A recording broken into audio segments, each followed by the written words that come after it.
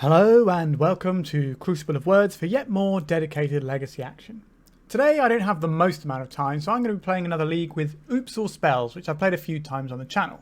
Last time I played this deck, it's pointed out to me that I missed a few lines that I'm hoping I can tighten up my play with this time around. Namely around the card Reanimate, which you can use in your opening hand as a way of cheating the amount of mana you need if you can discard a card from your hand with a Thoughtseize or Cabal Therapy type thing. So what is this deck trying to do? Well, we're trying to cast Undercity Informer or Balustrade Spy, and these cards allow us to mill our entire deck into the graveyard because we have no lands.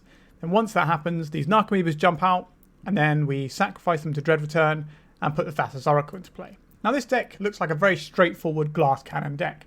However, from my brief experience playing it, I've noticed that there's a lot more going on with the deck than you'd first imagine. For example, you have lines where you have to Cabal Therapy yourself and remove various parts, whether it be the Oracle or the Dread Return. You have lines with Memory's Journey where you need to mess around with stuff, and of course we have the Reanimate that I mentioned earlier. And sideboarding with this deck is very, very crucial because you have to know exactly what your opponent is bringing in and work out the best ways to figure out that puzzle and get your combo to stick.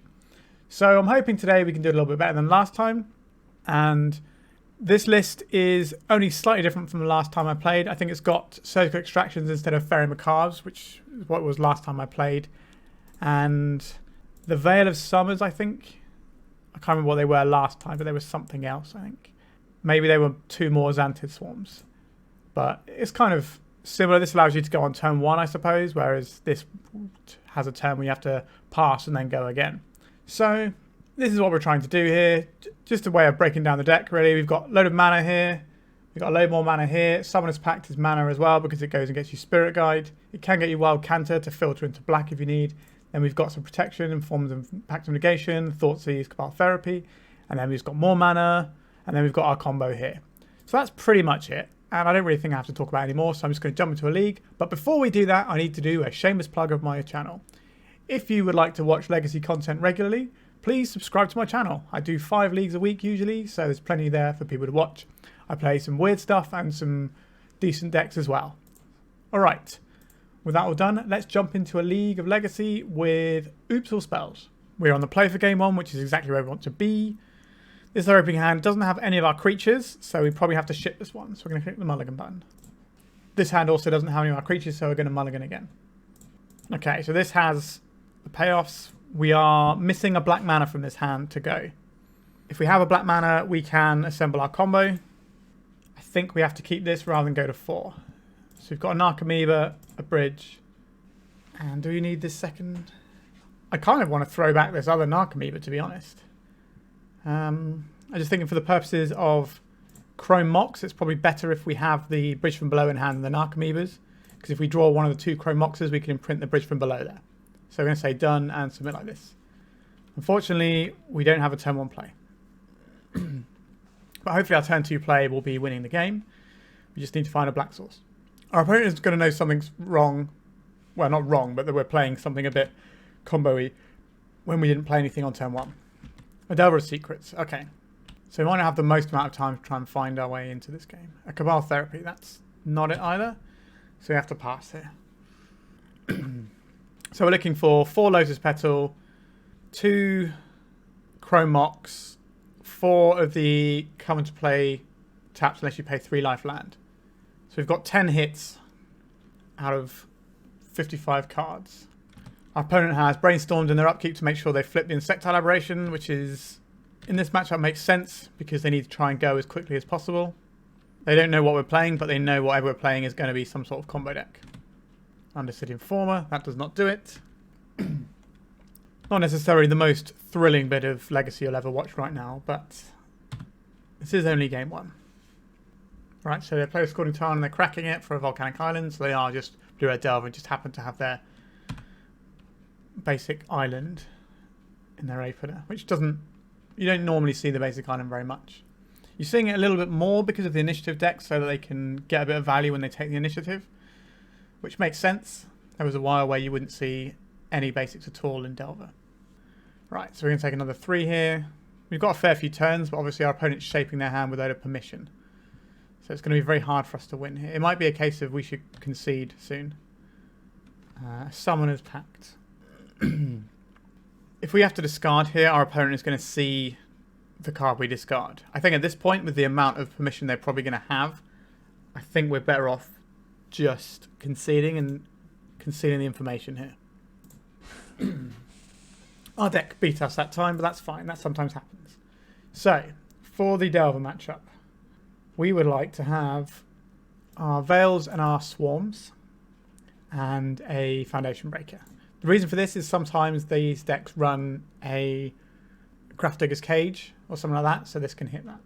So in order to fit these in, we're going to board out our 2 Chrome Moxes and our 3 Cabal Rituals. The people over at the Oops All Spells Discord are very helpful with a nice sideboard guide, so I'm following their guide here. Right, so let's submit. Right, let's take a look at our opening hand here. We don't have any of our creatures here, so we're going to have to mulligan this one. Again, we are missing our creatures. There's not really much we can do about this. I think we just have to send it back again. This is the nature of these sorts of decks. Sometimes you do have to mulligan pretty deep to find the pieces you're looking for, and that can expose you to just losing a game based on the mulligan. But we can win quite easily off of just a few cards, so we will mulligan here. So this is 4 mana, or 4 mana with no black, or 3 mana with black, because we can go and get an Elvish Spirit Guide and turn it into a Wild Cantor. So if we keep this hand, we only need 1 more mana to go off. And it can be any mana. So it could be any of our Spirit Guides, any of our lands, our Lotus Petals, our Chrome Mox probably won't do it. So we have to send 2 of these cards back. So we send these 2 back. So I think this is about as good as it's getting here. So we don't have the Chrome Mox in the deck, sorry, still. But we have the Lotus Petals and we have the lands. So I think this is about as good as it's going to get. If we draw a black mana source, then we can play the Balustrade Spy around a daze. Now, Force of Will is just going to beat us this game unless we draw into like the Veil or the Swarm or something. Fine. Okay, so we have the mana to go off here. So this is 1, 2, 3, 4. This gets the Wild Cantor, which just flips one of the mana. The question is, do we go off now in the face of potential Force of Will and daze, or do we try and draw something better? And is it going to get any better? So what are the things that we can draw that make this better? We can draw a Pact of Negation. We can draw... we can't really afford the mana for the Thoughtseize. I think we have to just see if they have it or not here. I don't think it's getting much better, and at least our opponent hasn't cast any cantrips yet. So we'll just go ahead and do this now. I suspect they will have us here.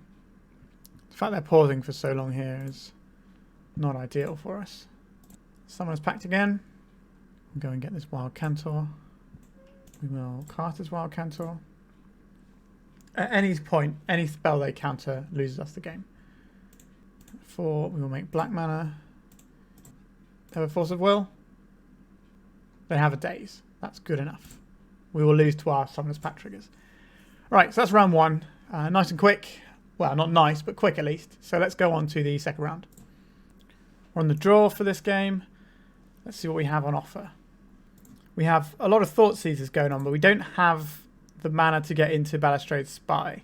Even if we drew a mana source from our deck, we're still not getting there.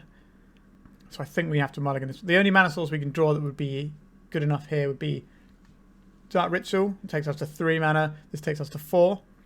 So we'd have to draw specifically Dark Ritual, I think, here. So I think we should mulligan this. Now, this hand, let's have a look. 1 mana, 2 mana, 3 mana, 4, 5 mana. So this is turn 1 with Thoughtseize protection. So we'll keep this, and we'll put this Narcomoeba away, and we should probably be able to win the game with this. Now, our opponent could Thoughtseize us and take our Balustrade Spy, which will leave us hanging. But that is the nature of the beast sometimes. A Ponder off of a Volcanic Island. This has given me Delver of Secrets vibes, but it could be like a Jeskai control deck. It could be like the Rug Stifle Naught decks. There's quite a few options of what our opponent could be playing. Hopefully we get to see their hand here and have a look. Then we'll play out this Lotus Petal and this Lotus Petal here. And I think we can crack this one for black. And I think we're supposed to... No, I think we just Thoughtseize here. Now, the one way that this comes undone is to have a daze, but that's always going to undo us anyway, so we may as well see it now and keep as many resources back to go again. There's a daze. So we could pay for this daze using our Simian Spirit Guide, and then Dark Ritual out on Undercity Informer. That leaves us requiring another mana source if we want to win next turn. I think we just let this go, and we go for this. So we have the choice of which of these we go for. I prefer going for this one right now just because it uses less resources immediately. Is that right, though? They're both very similar. I'm trying to work out which one would be better. This one is going to be easier to cast on fewer resources. So I think we probably want to keep the Undercity Informer as a backup plan. Do they have Force of Will and Daze in their opener? They did cast a Ponder this game, though. Okay, so we will always yield to these. I would like to Cabal Ritual our opponent, not Cabal, Cabal Therapy our opponent, but they didn't give us the opportunity. So you've seen Ponder and Daze. That usually means like a Delvery style deck, because Daze is very much a tempo card, so you wouldn't expect it outside of that. So we're going to be boarding similarly to last time with the Foundation Breaker and these 4 cards, getting rid of our Cabal Rituals and our Chrome Moxes. Just going to run it back like we did in the previous round, but this time we can maybe draw a bit better. All right, let's submit.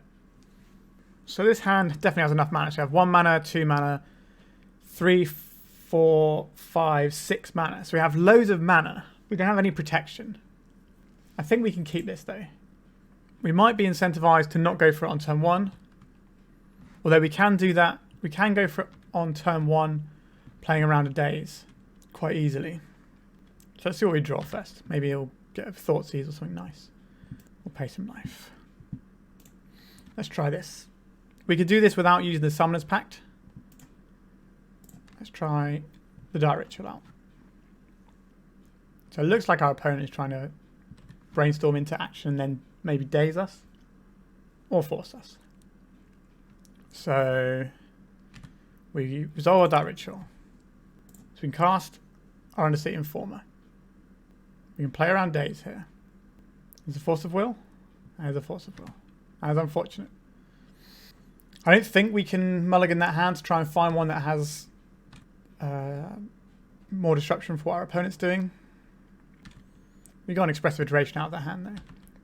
So we can just draw any of the creatures in. We didn't use our Summoner's Pact, so we're not immediately dead. We can play out a Narcomoeba if we get desperate.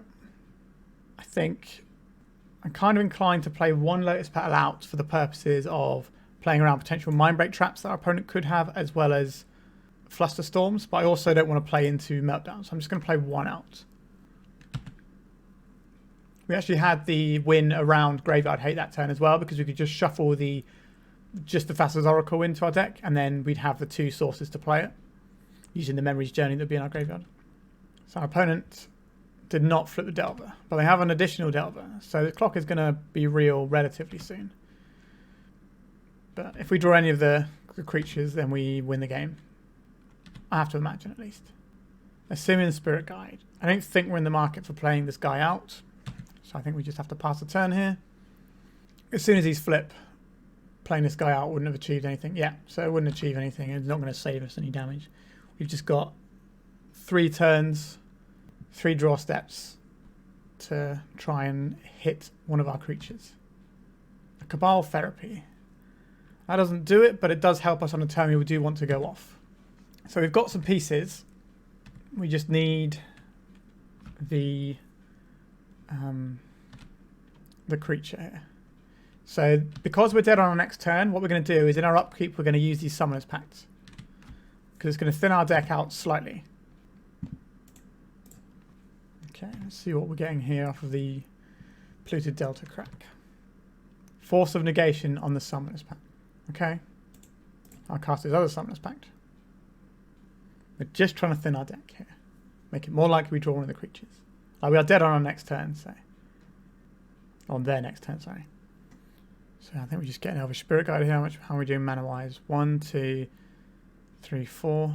Yep, so we'll take this. That helps us play around days if we draw a creature. And it also lets us Cabal Therapy potentially. We drew another Spirit Guide. We're dead. Sure. So we go to game 3. Our sideboarding doesn't really change here. There is an argument for removing the Foundation Breaker for additional mana, just make it slightly easier to go off on turn 1, which I don't hate as a plan. I don't hate having slightly more additional starting mana here. Let's try it like this. Yes, I would like to go first. Doesn't have any of our creatures, so we have to mulligan it. Has the creatures, doesn't have enough mana. I think we have to mulligan this one. How are we doing mana-wise? 1, 2 mana, no black mana. I think we get a 4 here. Okay, this is the best one so far. We can slow play the Undercity Informer out and then reanimate it. So we can play the Undercity Informer out on turn 2 with a Summoner's Pact for... we're going to need to... Just trying to think actually, no, because we're not going to get enough of these cards. Right, so we're going to keep 3 of these cards. So I think it has to be Undercity Informer. Oh, sorry. The one we're keeping is Undercity Informer. So we're going to throw away a Summoner's... We can make this guy on turn 1, but he can die to a Lightning Bolt. 1, 2, 3... Trying to think which way. So we can't keep this, we can't keep this. If we get rid of this, we can make turn 1 Undercity Informer. But then we have to hope that our opponent doesn't have a Lightning Bolt. It's unlikely to have a Lightning Bolt still in their deck.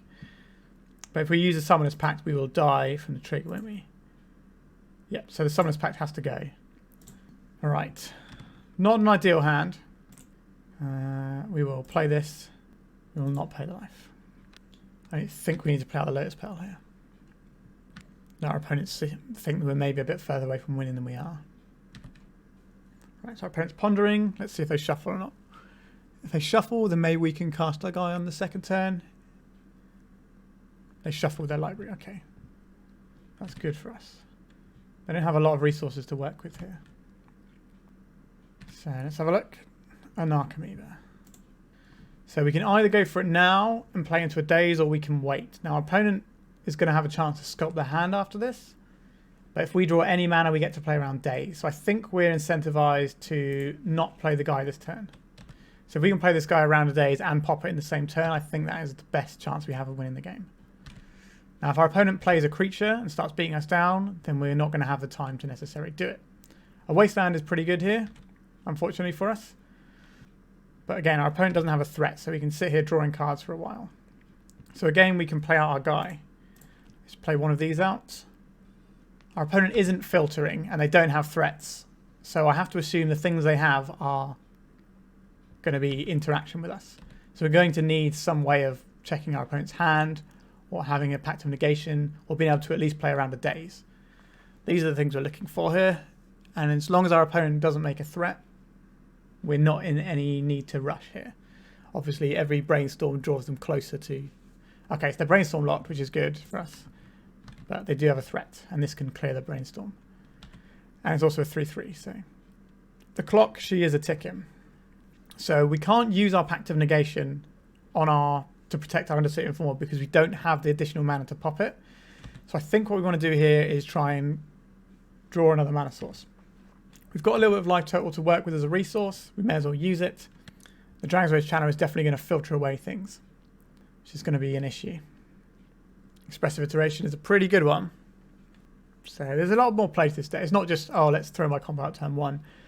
In a situation like this where you're sort of trying to fight your way through, this is pretty bad for us though. Alright, so we need a Dark Ritual or something.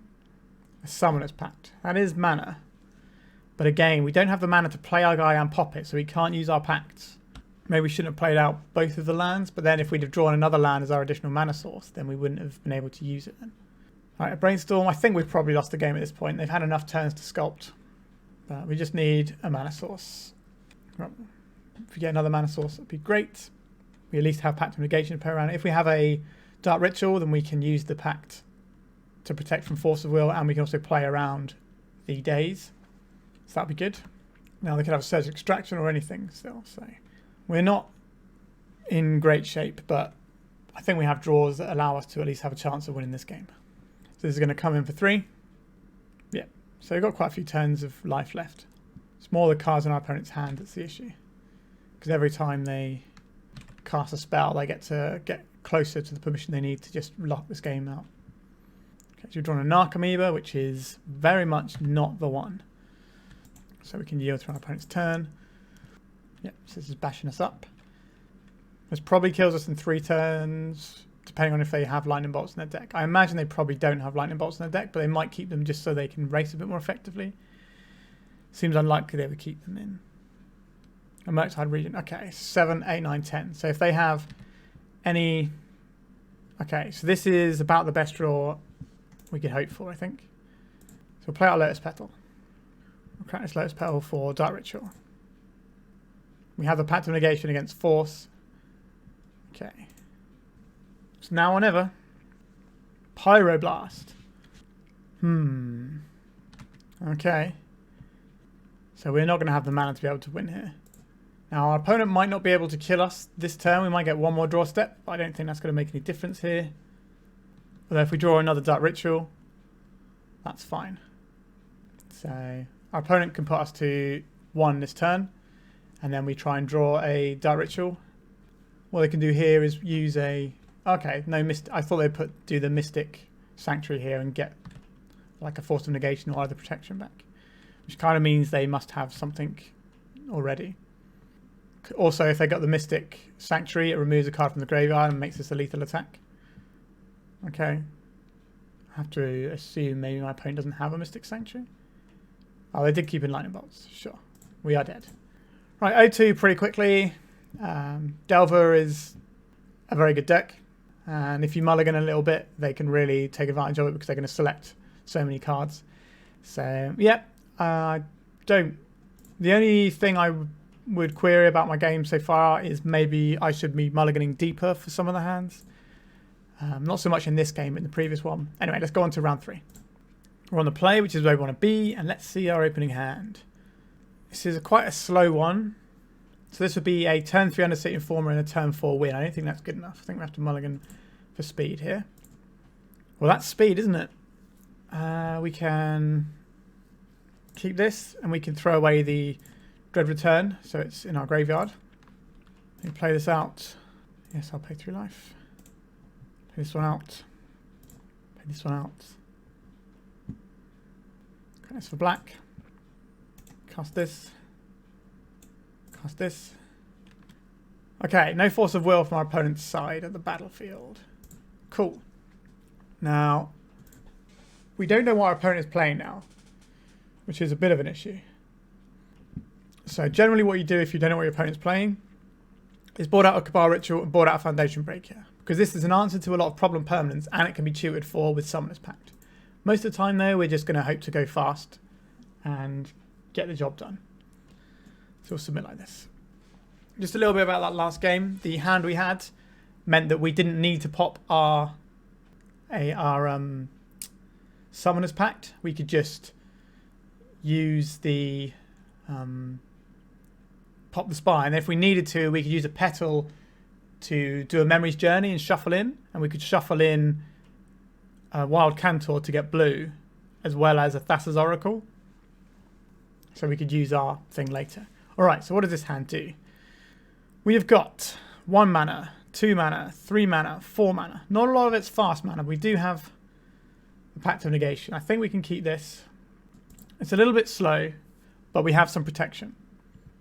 We can Cabal Therapy on turn 1 as well to see what our opponent is playing. Chancellor of the Annex. I see. Our opponent is also in the territory of unfair decks. A Thoughtseize. So we're going to lose our Undercity Informer this turn.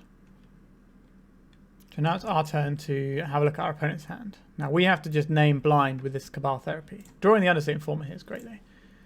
Play this. I would like to play 3 life, yes. So the question here is what we name with the Cabal Therapy. So we have options. We can pay...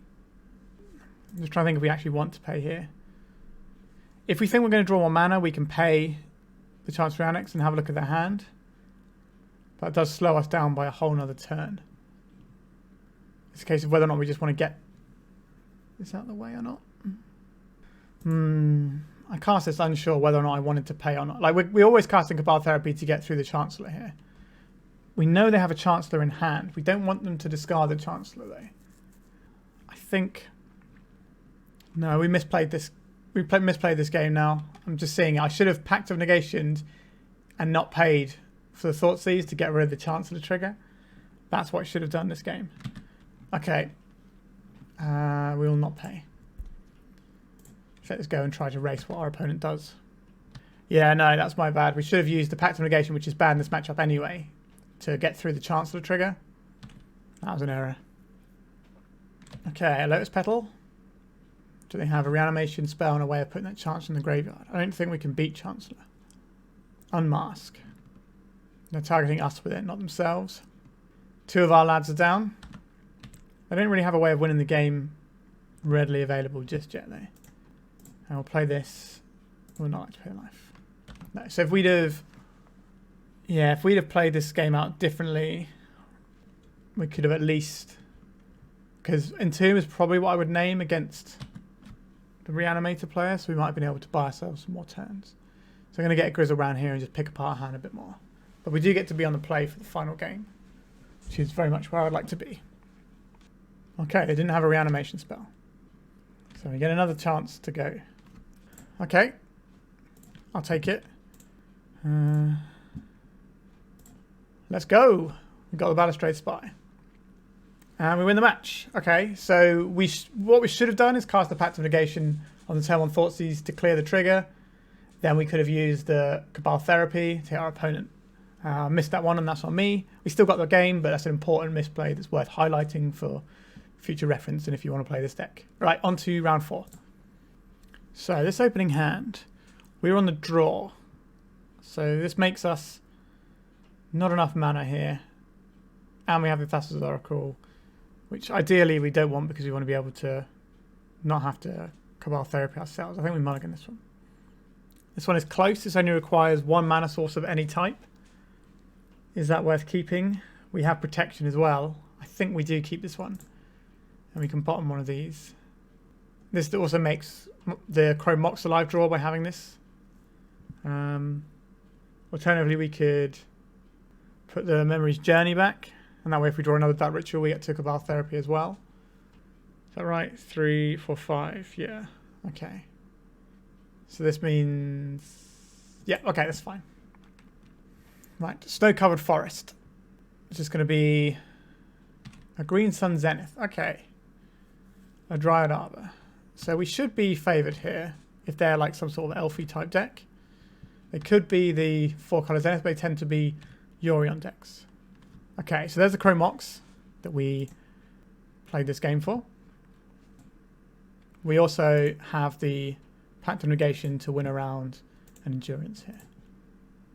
Okay, so they've conceded. We don't know what they're playing. I have an inkling they're on one of these elf decks. Could be Newton Elves, could be just regular Glimpsed Elves. All right. The question is which type of elves it is. So the sideboard guide I have has different cards for both the elf matchups.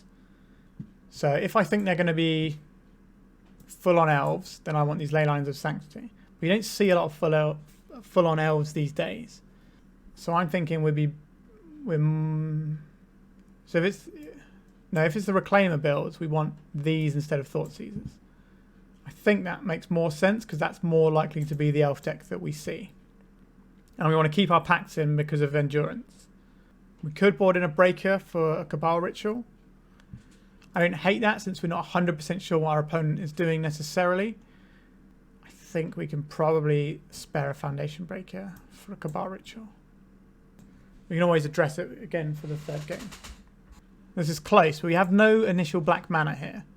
I think I want to mulligan this. So we can make our guy on turn 1. I think we keep this. And we have to decide if we want to keep the second Undercity Informer. I don't think we need the second Undercity Informer because we have the Leyline. So we're protected against discard effects. And this protects us against Endurance. We just need 1 more mana. Well, we need something to go under the Chrome Mox as well. But we're not a million miles away. A Reanimate. Okay, so this is something that can go under the Chrome Mox. Our opponent showed us an island, which is not ideal. So we have the Reanimate under here. We can play this out. We can play it Undercity Informer, but using our Pact of Negation to protect us will not help because we will die to the trigger because we need to untap and pay the 1 mana sacrifice. So we need 1 more mana source, really. If our Undercity Informer gets counterspelled, we can always reanimate it though. So we have the extra layer there. Savannah. Okay, so they're like a meddling mage. Go ahead. Which one are you going to name? Or are you going to name Dread Return? Dread Return is probably the smart one here. Sure. So we can beat this using Memory's Journey. Not going to be easy though. Turntimber Symbiosis. Okay, so we can play this one. We do have to imprint the Reanimate here. So maybe we hold this back until we can just reanimate the Thassa's Oracle. Maybe we just need one more black card. Yeah, okay, that's right. We shouldn't have played out the Turntimber whatever this is called. That was a mistake. I should do all my thinking before I make a play sometimes. All right. Cavern of Souls. Human. Okay, so they're a lot more human-centric or creature-centric than I was expecting here. So what we need here is more mana in the form of a black card. We have a lot of black cards in our deck. A Dark Ritual is a black card. So I think we cast this. We kind of need to force through our Undercity Informer is the only issue here. Because we need to use our Reanimate not on the Undercity Informer but on the Thassa's Oracle. So maybe we need to pass for another turn. We're not under the gun. Our opponent's only got 4 cards in hand. This Reanimate is going to be doing a lot of work for us. We can't be Endurance because of Leyline as well. Both Leyline and Pact of Negation shut off Endurance. And we're getting to see more of our opponent's deck, which isn't the worst. Okay, Tropical Island. A Green Sun Zenith for 2. So this is going to be Collector Roof, which is going to be a little bit of an issue for us. Yeah, so this shuts off our Chrome Mox. But another black source, just an untapped black source, like the land, is pretty much what we're hoping for here. A Wild Cantor. So this gives us 3 mana for 5, which is enough to do the combo. So I think we can play this one out. Let's play this out. So we pay black for this.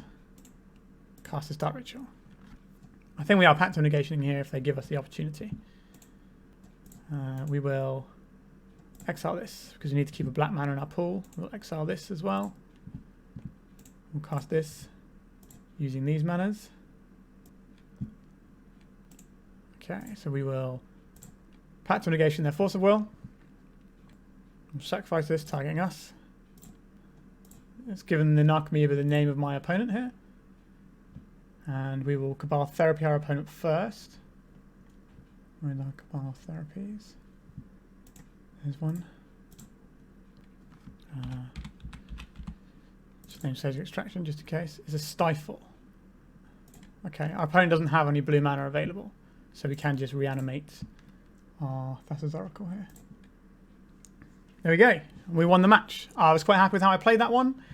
I stuttered a little bit by playing this out when our opponent could have had Wastelands. That was the mistake I made there. But then when we worked out we needed more black sources after they played the Collector Roof, I was glad to have this in play because it meant our draws, if we had one of these black lands, would be better.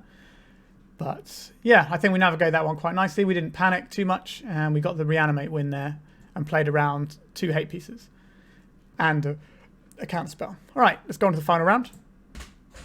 We're on the play for the final round, which is always nice. Let's have a look at our opening hand. If we had a black source, we could Cabal Therapy ourselves for Undercity Informer. But I don't think this hand is good enough. It doesn't have black mana, it doesn't have enough mana. We can do better. We can do better than this hand as well, which I don't think is any good. Now, this hand is unfortunately missing the creature. It has everything else, including protection. So I could keep this and try and draw into the 8 cards, one of the 8 cards we have in our deck. Or I could mulligan into a 3-card hand, which would have to be...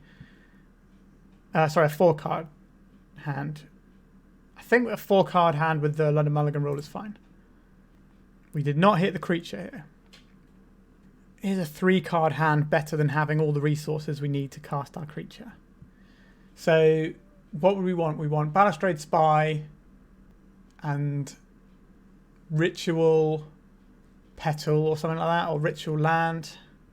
I think we keep this and we're putting back the Narcomoeba, Pact of Negation, and it's probably a Dark Ritual here. The reason being is if our Agadeem's Awakening gets... We can play this for the Thoughtseize, and then if our So we have the Lotus Petal to start off the chains for initial mana. So I think this is the best we have here. The question is, do I Thoughtseize on turn 1 or do I wait till we're near the time when we're going off? Now, if our opponent's a Thoughtseize deck, we're going to want to go on turn 1. So I think we just have to Thoughtseize them now, get a little bit of information. They'll probably know what we're playing purely by the Agadeems here. Wowzers, Bowsers. Okay, our opponent's hand is going to make an Omniscience pretty speedily here. I think we just have to take the Force of Will and hope that we draw into the Balustrade Spy next turn.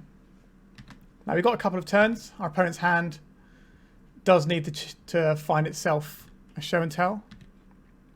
A Reanimate. Can't reanimate our opponent's Emrakul if they discard it, sadly. But this is okay. Opponent's playing out the Misty Rainforest. It's back to us. Undercity Informer. So do I think my opponent can deal with Undercity Informer?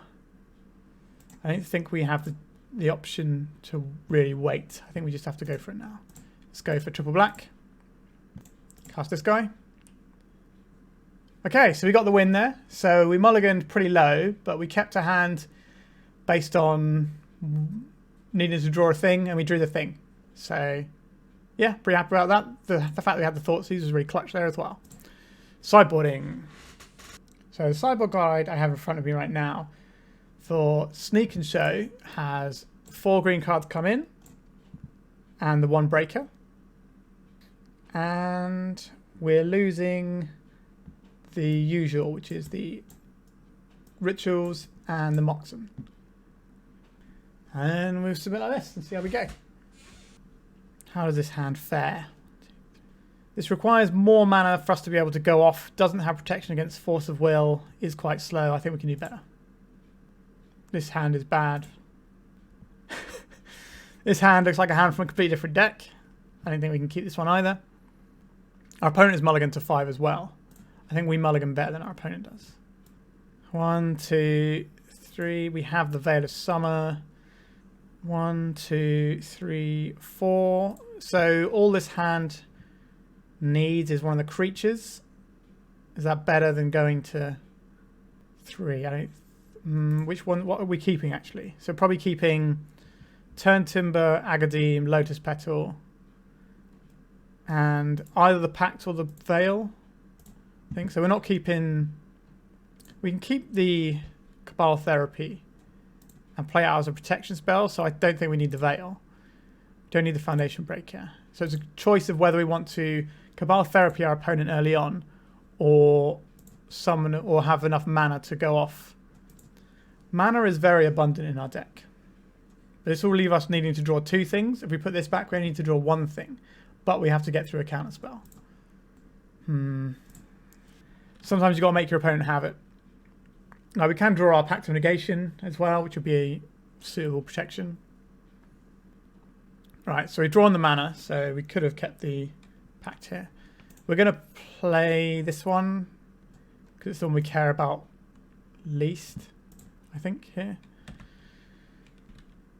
So our opponent is probably going to be taking the control route because we are the combo deck that's faster. But that doesn't mean they can't just turn 3 show and tell us. A Narcomoeba. That does not do it. We'll play this tapped. So we need to find our creature. There is a world we can play this Elvish Spirit Guide and start beating down, but I don't really want to be in that world. I think if our opponent shows and tells this turn, we just lose the game for the most part. Icefang Coatl. Okay, so that gives them a tiny amount of pressure, but does help them dig into their deck for another card. So not a bad card when you're on a mulligan. All right. Opponent's got a lot of mana to work with. Back to us. A Bridge from Below. That's not the one we want. Let's pass the turn. It's times like this, I wish that Veil of Summer was a 0/0 creature, so I can go and get it with Summoner's Pact. Sure. I have to imagine our opponent has a counter spell if they mold to 5. We're in a position where we don't actually need to use a Summoner's Pact to get our mana for the creature if we draw one. Is it worth playing out a Lotus Petal? I don't think it is. And we can just sit here and take some more damage. Also makes it easier if we need to discard a card. Something like a Dread Return or something like that. If it's in our hand, we can always discard it. Saves us having to go through loops with the Cabal Therapy later down the line. We might just get beaten down by little snakes. A Ponder, okay. It's our opponent's first cantrip of the game. Well, obviously the snakes do draw a card, but not a proper cantrip, because it's not a 1-mana spell. They did not shuffle the library, which is not great for us. They're just letting the City of Traitors die. Interesting. Back to us. Another Lotus Petal. Kind of tempted to play out a Narcomoeba here and just half our opponent's clock. We have quite a lot of mana available. I don't hate this as a play. Now if our opponent hits their combo, then we just lose anyway. Because they get to cast Emrakul. Which is not really where I want to be. He's going to come in. Sure. So this buys us a lot more turns to draw into one of our creatures. Now we're going to have to try and resolve it, but that's a problem for later. Xantid Swarm. Okay. Then we can cast this one. So normally with Xantid Swarm you want to attack every turn so your opponent doesn't know the turn that you're trying to go off. So it's just like the pattern. But because they have the ability to make flash threats that can kill it, I don't think I attack until the turn I want it to go off. So we'll see. I will not be blocking here. Insect versus snake. What are we going to draw? Another Narcomoeba. I don't think we have the mana to spare now, because we need to play around things like Daze and Spell Pierce. Perhaps. Okay, so we've got Dress Down. So that's going to stop our Xantid Swarm from doing its thing. Their deck tends to be pretty shy of removal anyway, so it's good. But again, it's a card that's digging them deeper into more permission or their combo. A Brainstorm. And they're cracking a Prismatic Vista to shuffle away the cards I didn't want. So the hand must be pretty good at this point. A Ponder. And get pecked away for 1 again. Need to draw a creature. Thoughtseize. I don't hate a Thoughtseize. I think I don't attack with a Swarm purely because they can play Iceman Curls. A Dress Down, sure. So what do we have here? Enter the Infinite, Endurances, Show and Tells. So yeah, they can Endurance us if we attack with our little guy. I'm surprised I haven't just played that guy out as a threat. Then we have to get rid of the Show and Tell here. We can rely on the Xantid Swarm to do the work if we ever draw one of our guys. So statistically we should have hit one of them by now, so maybe we'll get there soon. I'm surprised I haven't just been playing out these Endurances just to increase their clock. Okay, they just scooped. They'd had enough of that. Alright. Interesting, that last game. Let's just go and have a look at the deck and then talk about it. So yeah, that last game was really interesting, I thought, because our opponent was still fine. Like, we still had to find our thing. They just kind of got a bit bored of it, I suppose. Like, we certainly made it so if we ever draw the guy, which we are odds on to do, then we can try and win the game. Because the match had ended and our opponent left, Modo wouldn't let me have a look to see if our top card was going to be one of our guys. But we were relatively on top for it. So we went 3-2 this league. And we had a really, really nice Reanimate line in one of the games to play around a Meddling Mage, which I was pretty happy about. We lost 2 rounds to Delver. Now, Delver, back in the day, was always one of the better decks against combo decks because it applies a threat early on, so you're already under pressure to go off, and it also has loads of permission. And these days, Delver decks have way more filtering ability and searching through their deck due to Dragon's Rage Channeler and Expressive Iteration they've ever had in the past. So they find it a lot easier to find their pieces. And like, I definitely think we can beat Delver. I don't think it's like a horrible matchup necessarily. I think, you know, we certainly have the tools to beat Delver. The issue is we did have to mulligan pretty aggressively. It felt more like we lost to our deck in those rounds rather than Delver necessarily beating us. But yeah, I wanted a quick league today because I've got to get up early tomorrow, and this certainly did that, and I was much happier with my play this time around than the last time I played the deck. I'm sure some of the experts in Oops will tell me, oh, you should have mulliganed this one a bit more, and that's what I want to hear. I want to hear ways of getting better and improving things. When I have to do a quick league because I've got things to do, I tend to, at the moment, seem to be defaulting to Oops or Spells because I actually really like the deck. I think the way it functions is really cool, and I've always been a fan of the 60 card combo decks where the whole deck is built as a combo in and of itself. Things like Dredge as another example, or Storm with like Ad Nauseam and things like that, where you've got a deck that's constructed in such a way that the entire construction of your deck is built in an unusual fashion to accommodate the thing you're trying to do. So in this case, we don't have any lands, at least not on the front face of the card. So our whole deck is built around that. And I think as Glass Cannon combo decks go, this has got way more protection than you expect from any other Glass Cannon combo deck. And I do enjoy playing this deck, as much as that will annoy some people. I just think it's really... So back in the day, I used to play a lot of Dredge. So I've always sort of loved the weird ways of approaching playing Magic the Gathering, ways that don't even feel like you're playing Magic the Gathering sometimes. But yeah, so I'm relatively happy with the league. I think the losses we got were relatively unavoidable. Now, maybe I could have mulliganed deeper in one of the rounds versus Delver. That's certainly a possibility. I'm looking forward to seeing what the Oops experts tell me about it. But I was quite happy with this. I'd also say that we're running Veil of Summer instead of the Xantid Swarm now. And what I think is interesting about these is the Veil of Summer requires additional mana to go off if you want to use the Veil of Summer. But what it does do is that you can, if you've got one of your green lands, you can just cast this, and if they counter it, then you don't have to go off, and you can maybe wait till you've got another piece or have that mana on tap to play around days, etc. So that's quite good. But what you can also do is you can exile a Simian Spirit Guide for Veil of Summer against like a deck that's got counter spells and discards, from like Death Shadow. The Veil of Summer is going to be way better than a Xantid Swarm in that time, because you might be able to actually get around a Hymn to Turak or something like that with it. So I think it's kind of an interesting piece of tech. It didn't really come up, which is a shame, but I would have liked to have seen that. And we didn't really get to see the Surge Extractions over the Fairy Macabres. I think there is obviously a difference with them, but I'll be curious to see how they played out over more games. I'll definitely play more of this deck, because sometimes you only have like an hour and a half to record a league, and why not pick something up that you're slowly getting better with over time. All right, I think we are done for today. If you enjoyed watching this content, by all means, like and subscribe. That helps me out, and comments are really welcome too. And if you know anyone who's interested in Legacy, why not send them some of my links, let them know that there's someone out there who's making content 5 days a week. The more people that watch my content, the better. So help me out, get some more subscribers. That'd be brilliant. All right, thank you very much for watching, and goodbye.